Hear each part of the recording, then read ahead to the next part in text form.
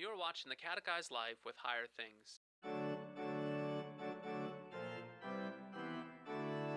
Hey, let's talk about the Sixth Commandment. Yes, the Sixth Commandment that says that you shall not commit adultery. Now, like all the rest of the commandments, this commandment too is intended to protect God's gifts to us.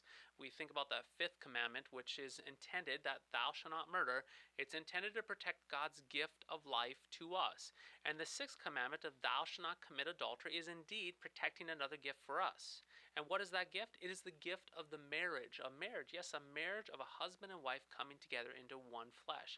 It's protecting, the Sixth Commandment is protecting the gift of the family, which hinges on this stable marriage of a husband and wife coming together.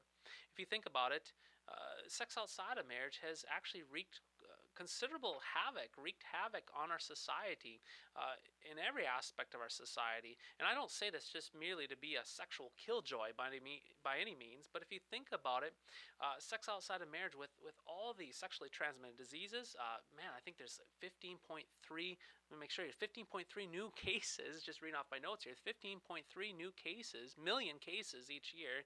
And you think about that, all the deaths, 16,000 STD deaths a year, all the divorce, the split families and so forth. It definitely, sex outside marriage definitely has these huge ramifications in fragmenting the family. So this commandment of thou shalt not commit adultery is intended to be that curb or that fence that protects marriage. It keeps that holy estate and the institution of marriage whole and complete for the sake of blessing us, and because it is one of God's gifts to us.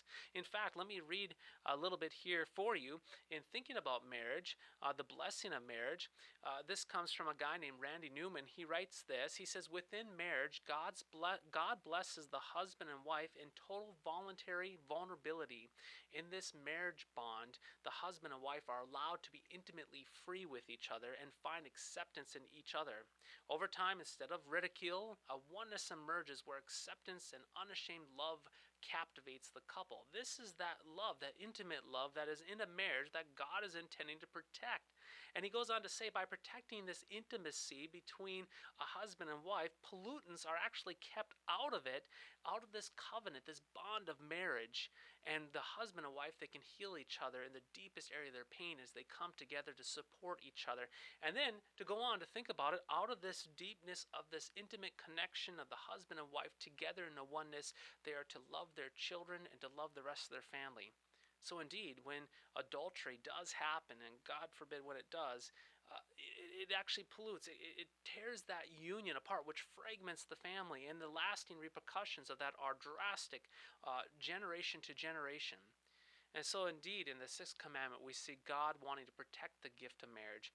And like the other commandments, when this Sixth Commandment is broken, we know that this good 10 commandments, they expose our sins, showing us where we have broken God's holy, precious law in thought, word, and deed. And then that drives us again to the gospel of Jesus Christ, to hear about the forgiveness of sins, where we are forgiven, where we are cleansed of our sexual sins, and where we are established rightly in God's forgiveness, in this grace that he has for us.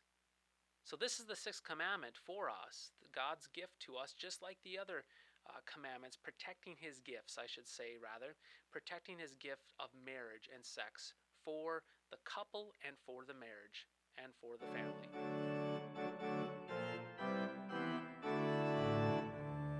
This is the Catechized Life with Higher